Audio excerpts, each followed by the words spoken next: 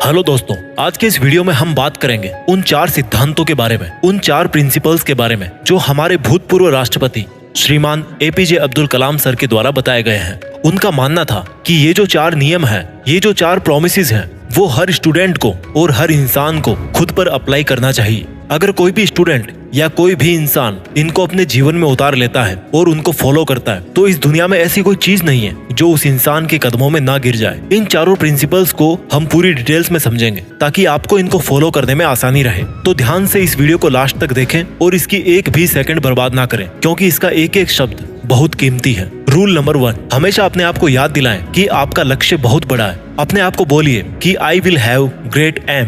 दोस्तों, सन 1958 की बात है। डॉक्टर एपीजे अब्दुल कलाम एक पायलट बनना चाहते थे।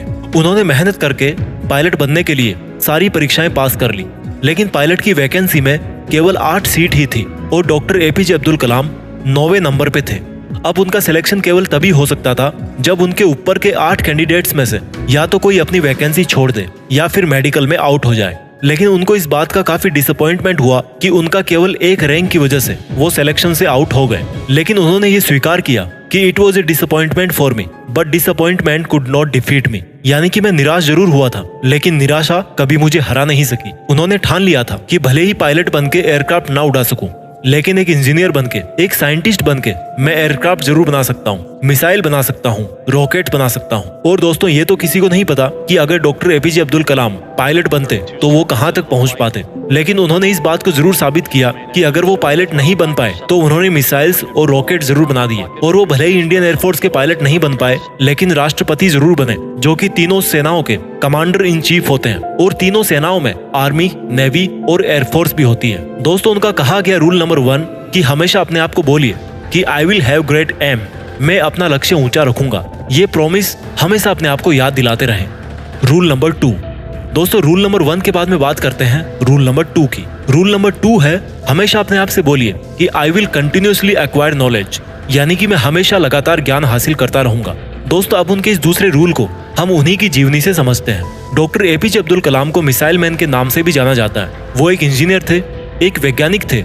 उन्होंने बहुत सारे मिशंस को लीड किया और सक्सेसफुल भी रहे। उन्होंने पद्म भूषण, पद्म विभूषण और भारत रत्न जैसे हाईएस्ट सिविलियन अवार्ड जीते। वो भारत के 11वें राष्ट्रपति भी बने। लेकिन इसके बावजूद भी उन्होंने ये माना कि वो अपने आप को एक टीचर समझते हैं, वो अपने आप को एक अध्यापक समझते हैं। और उनको सबसे ज्यादा खुशी तब मिलती है जब उनका कोई स्टूडेंट PhD पूरी कर लेता है। यानी कि उनकी लाइफ में अगर सबसे ज्यादा जरूरी कोई चीज थी तो वो थी एजुकेशन, नॉलेज। उनका मानना था कि एजुकेशन के लिए, यानी कि ज्ञान के लिए, जो सबसे बेस्ट टाइम होता है वो होता है स्टूडेंट लाइफ। और किसी भी इंसान की सक्सेस के पीछे उसकी एजुकेशन का, उसके नॉलेज का सबसे बड़ा हाथ होता है। उनका ये मानना था कि अगर एक स्टूडेंट का सबसे प्राइमरी कोई जॉब है तो वो है अच्छी शिक्षा ग्रहण करना। एक विद्यार्थी को एजुकेशन के अलावा किसी दूसरी चीज के बारे में नहीं सोचना चाहिए। अगर एक स्टूडेंट एजुकेशन के अलावा कुछ और करना चाहता है तो वो वीकेंड्स में किसी हॉस्पिटल के बाहर गरीब लोगों के प्रति अपनी संवेदना व्यक्त कर सकता है, उन्हें खाना दे सकता है, उन्हें खुशी दे सकता है, पेड़ पौधे लगा सकता है, दूसरे लोगों को भी शिक्षा दे सकता है। लेकिन इन सब कामों के बावजूद भी एक स्टूडेंट के लिए केवल नॉलेज हासिल करना ही सबसे पहली प्राथमिकता होनी चाहिए। यानी कि आपको हमेशा अपने आप को ये याद दिलाना है कि चाहे कुछ भी हो, मैं सीखना नहीं छोड़ूंगा। दोस्तों, पहला रूल था अपने आप को याद दिलाना कि I will have great aim, और दूसरा रूल है अपने आप को याद दिलाना कि I will continuously acquire knowledge. इसके बाद में बात करते हैं रूल नंबर 3 की।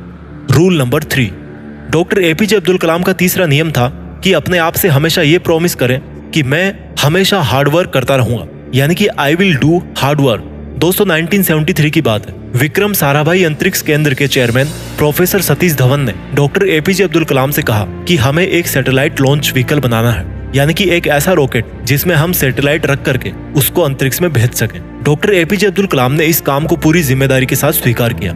वो इस प्रोजेक्ट और मिशन के डायरेक्टर थे, यानी कि पूरी टीम को उनके नीचे काम करना था। उनके नीचे 1000 से भी ज्यादा दूसरे इंजीनियर थे और करीब 10,000 वर्कर थे। इनके अलावा भी ऐसे बहुत सारे लोग थे जो इनडायरेक्टली इस मिशन से जुड़े हुए थे।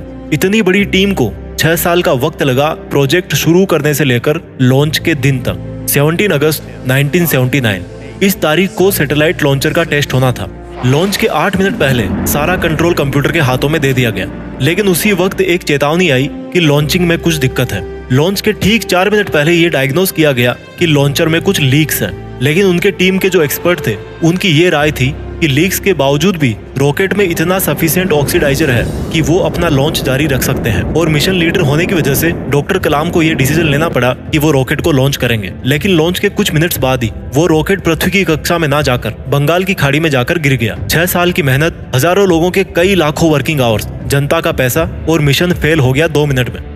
लेकिन जैसा कि डॉक्टर एपीजे अब्दुल कलाम रूल नंबर 3 में बताते हैं कि हमेशा अपने आप को याद दिलाते रहें कि आप कड़ी मेहनत करते रहेंगे। ठीक उसी नियम का अनुसरण करके डॉक्टर कलाम ने अपनी टीम के साथ 1 साल और कड़ी मेहनत करी और प्रोजेक्ट के शुरू होने के 7 साल बाद आखिरकार उन्होंने साबित करके दिखाया कि कड़ी मेहनत आपकी असफलता को सफलता में बदल सकती है। यानी कि दोस्तों, हमेशा अपने आप से कहते रहें कि I will do hard work. 4 rules में से 3 रूल्स हमने समझ लिए। रूल नंबर 1 था हमेशा अपने आप से कहें कि I will have great aim.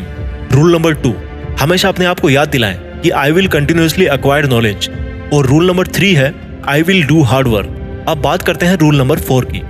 Rule number 4, दोस्तों, जो कहानी मैंने आपको रूल नंबर 3 में बताई, जिसमें 7 साल बाद जाकर मिशन सफल हुआ, वहीं से निकल के आता है रूल नंबर 4, यानी कि हमेशा अपने आप को ये याद दिलाते रहें कि आई विल प्रिजर्वेयर एंड सक्सीड। प्रिजर्वेयर का मतलब है लगातार काम करना, चाहे कितनी भी मुसीबत आए, कॉन्स्टेंटली आगे बढ़ते रहना, अपने शब्दों पे और अपने वचनों पे कायम रहना। किसी में इतनी हिम्मत ना हो कि आपके हौसलों को कम कर सके। हम में से ऐसे बहुत सारे लोग हैं जिनकी आंखों में कुछ सपना है, जो कुछ करना चाहते हैं, वो काम करना शुरू करते हैं अपने सपनों पर, लेकिन समय बीतने के साथ साथ उनकी विल पावर कम होती जाती है। दोस्तों, आपको किसी भी कीमत पे अपने हौसलों को नहीं टूटने देना है। डॉक्टर एपीजे अब्दुल कलाम का मानना था कि आप तब तक अपनी जिद मत छोड़िए जब तक आप अपने लक्ष्य तक नहीं पहुंच जाते। और आपका लक्ष्य है आपकी यूनिकनेस, आपका सबसे अलग होना, आपकी पहचान सबसे अलग होना। और आपके इस यूनिक बनने के सफर में आपकी मुसीबतों का सबसे अहम रोल होता है। अगर आपने अपनी मुसीबतों से डरना छोड़ दिया, उन पर से ध्यान हटाकर उनके हल के बारे में सोचना शुरू कर दिया और उस पर काम करना शुरू कर दिया, तो आप किसी ना किसी दिन इस दुनिया में सफल जरूर हो जाओगे। दोस्तों, इस वीडियो के लास्ट में मैं इन चारों रूल्स को रिवाइज कर देता हूँ। रूल नंबर 1, अपने आप को याद दिलाएं कि आपके पास में एक बहुत बड़ा सपना है। You must have a big dream.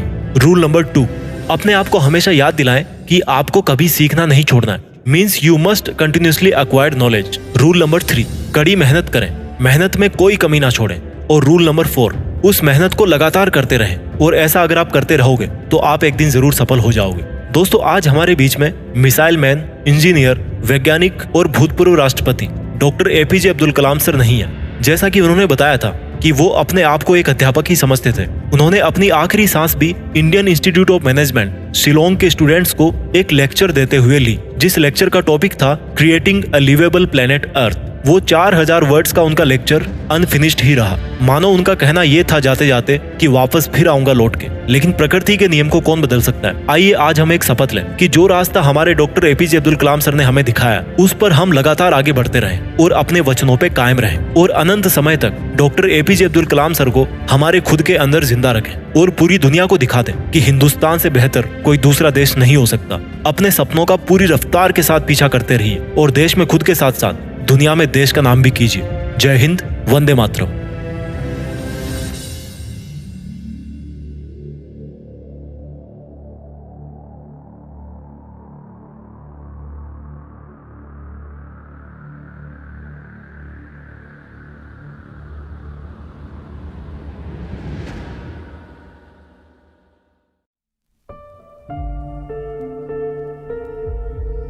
Jeet fix.